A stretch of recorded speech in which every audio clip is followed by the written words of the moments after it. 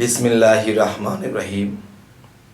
হে সমস্ত জগতবাসী, আজকে যে আলোচনাটি নিয়ে আসলাম আপনাদের সামনে, সে আলোচনাটি আমার জন্যে খুবই মর্মান্তিক এবং তরিকতের প্রেমিকদের জন্যে মর্মান্তিক। যারা সাধক তাদের জন্য মর্মান্তিক, আর যারা এই পৃথিবীতে আল্লাহর জন্য সব কিছু ত্যাগ করে দিয়েছে তাদের জন্য মর্মান্তিক। কিন্তু এই কাহিনীটি মর্মান্তিক সেই ব্যক্তিদের জন্য হবে না যারা শুধু আল্লাহর নামাজ পড়ে, সাধনা করে না, নামাজ পড়ে, জিকির করে না, এবং আল্লাহর সাথে সেই প্রেম নেই। তারা আল্লাহকে ভয় পায় কিন্তু প্রেম নেই।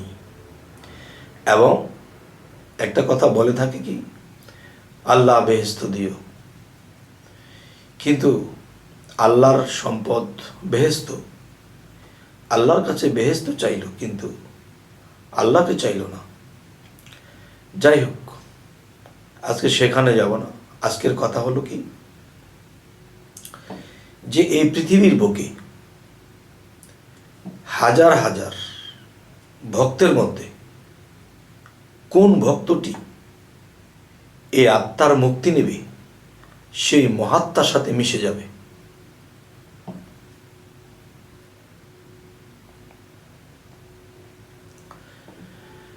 হাজার হাজার লক্ষ লক্ষ ভক্তের ভিতরে কোন ভক্তটি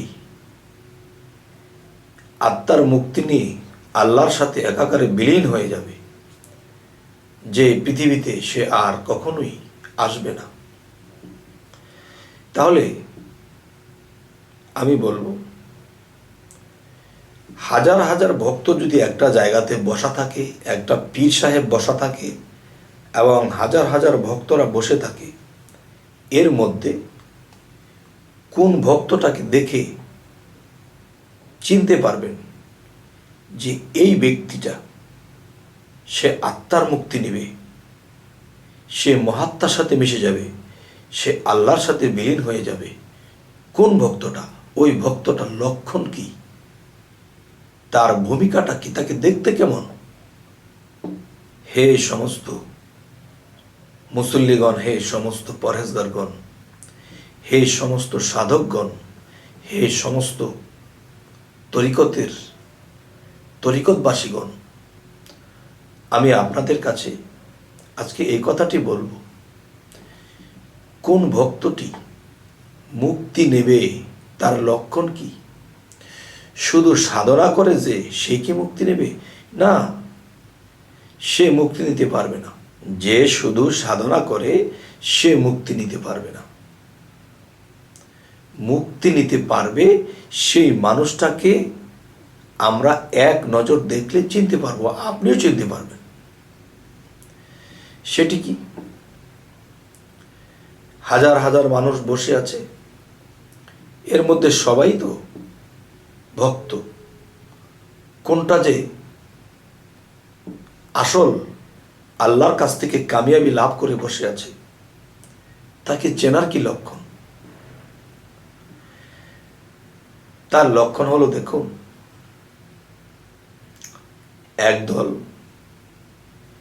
একদল ভক্তরা কি করবে, তারা গুরুর কাছে যাবে, বাবা এই সাধনাটা এভাবে না, বাবা কিছু খাইবেন, বাবা আমি অমুক জায়গাতে গিয়েছিলাম, এই জিনিসটা দেখেছি, কালকে ঘুমের ঘরে আমি এই স্বপ্নটা দেখেছি, বাবা আমার আপনি যেই সাধনগুলো দিচ্ছেন সাধনগুলো আমি করছি। বিভিন্ন কথা। আর পীর সাহেব বলতেছে হা হা বাবা, হা হা হা। কিন্তু দেখা যায় এই ফাঁকে পীর সাহেব একটু বাম দিকে আরে আরে চায়, একটু বাম দিকে আরে আরে চায়। তখন আরে আরে কোথায় চায়? সবাই বাবা বাবা করে ডাকছে, বাবা আমাকে একটা সাধন দিয়ে আমি করব। কিন্তু তাদের কথা হাসি মুখে উত্তর দিচ্ছে, আরে আর আবার কোথায় জানি চাচ্ছে। তখন চেয়ে দেখে যে আজকে 30 বছর 32 বছর হয়ে গেল একটা ভক্ত সে বায়াত হয়েছিল। সে দেখা যায় 6 মাস আগে 1 বছর আগে বায়াত হয়েছে, তাদের পায়ে সালাম করতেছে। আবার অচেনা মানুষের ভান ধরে থাকে, এতিম অসহায়ের মতো থাকে। কিন্তু দেখেন, সে ছোট নেই বড় নেই, তাদের কাছে দোয়া চায়, তাদের পায়ে সালাম করে। যারা চিনে ফেলে, না না না ভাই আপনি তো বড় ভাই, আর যারা না চিনে সালামটা নিচ্ছে। আবার কেউ কেউ বলতেছে, ভাই আপনি দোকান থেকে একটা পান এনে দেবেন? হ্যাঁ ভাই দেন দেন। দৌড়ে পান এনে দিয়েছে। যে বলেছে সে 1 সপ্তাহ আগে বায়াত হয়েছে, কেউ 1 মাস আগে বায়াত হয়েছে, আর সে 30 থেকে 32 বছর ধরে বায়াত হয়েছে। কিন্তু তার হাল অবস্থা কি? এতিমের মতো। পানটা এনে দিয়ে সেই ওয়ালের কাছে গিয়ে চুপ করে বসে গুরুর দিকে শীষ মেরে তাকিয়ে থাকে, আর চোখ দিয়ে ঝরঝর করে পানি পড়তে থাকে। তাহলে কেউ যদি তাকে ধাক্কা মারে সে হেসে দেয়, কেউ যদি তাকে কটু কথা বলে সে হেসে উড়িয়ে দিচ্ছে, সবাইকে এটা সেটা বন্টন করে দিচ্ছে, কিন্তু তাকে দিচ্ছে না, তবুও সে খুশি। কিন্তু সে ছোট নেই বড় নেই, সকলের পায়ে সালাম করে।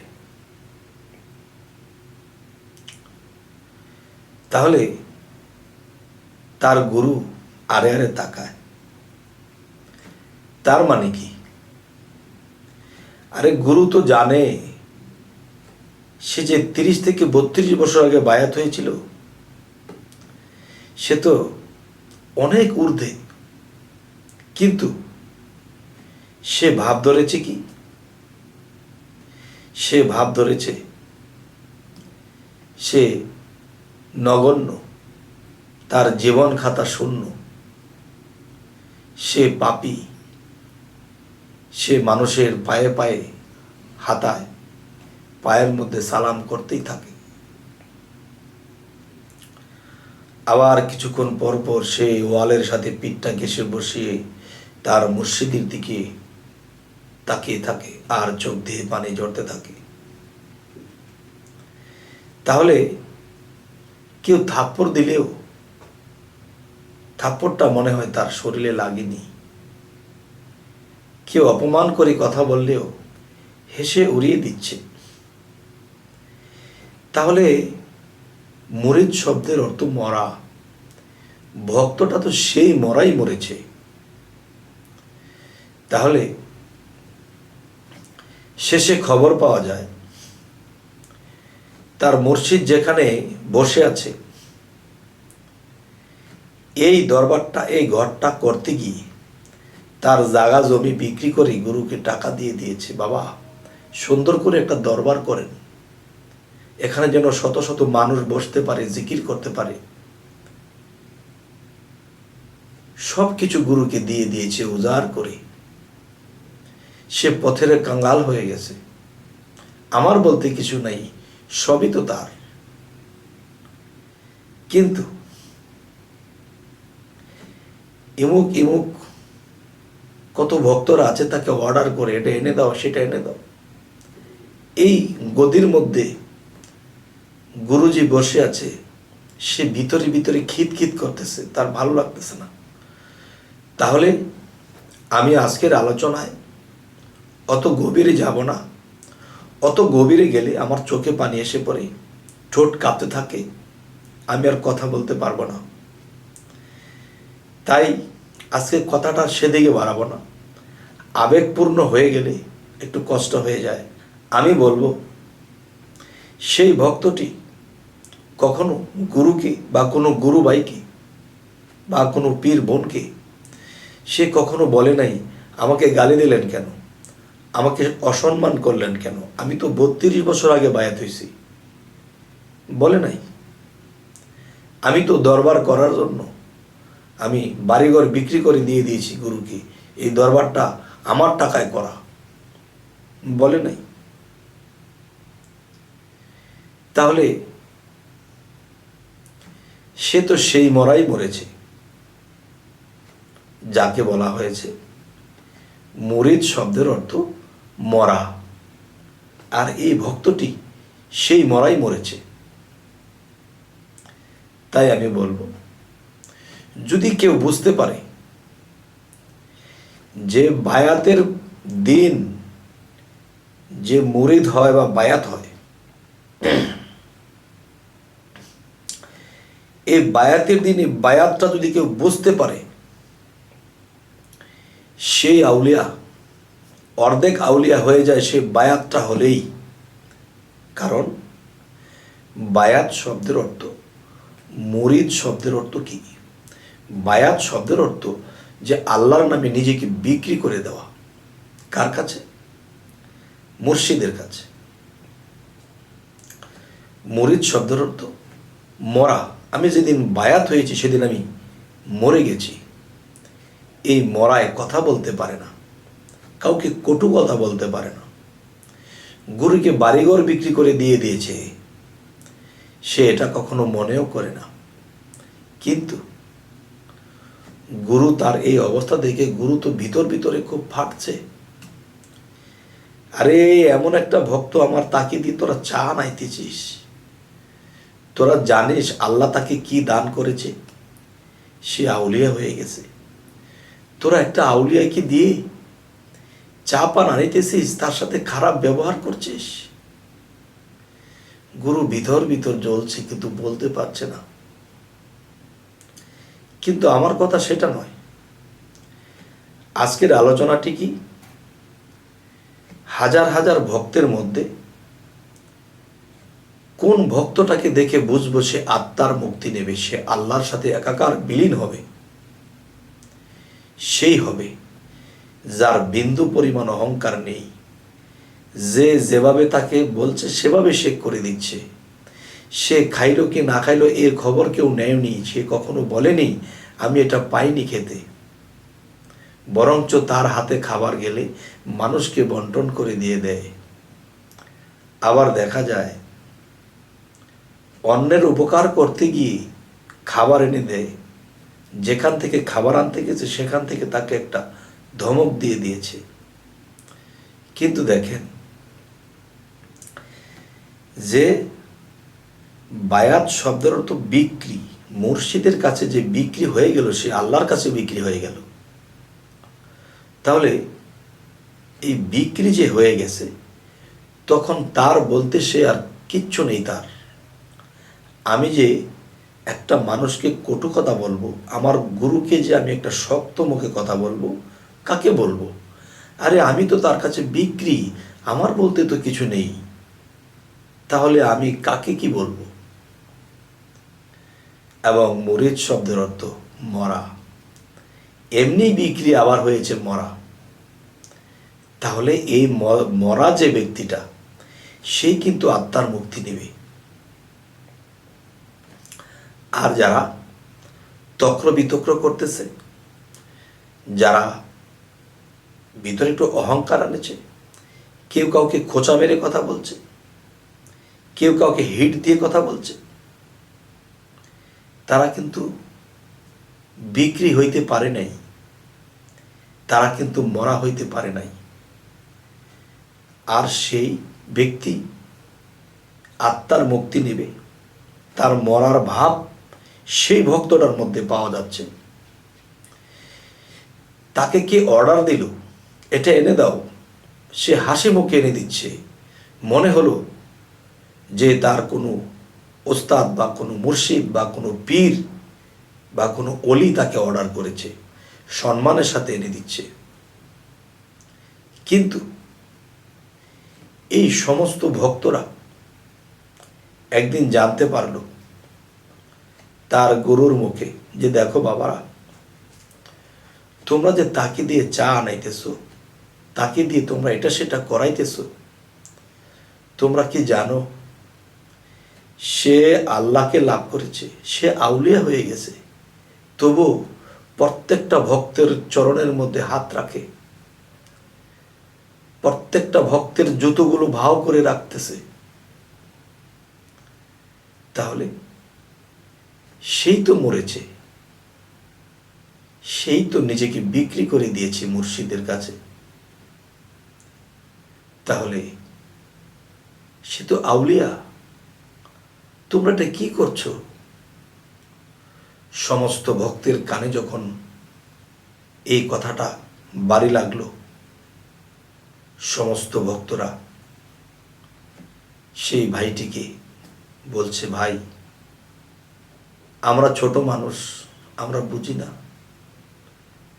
তবে একটু দোয়া চাই আপনার কাছে, আর একটু ক্ষমা চাই।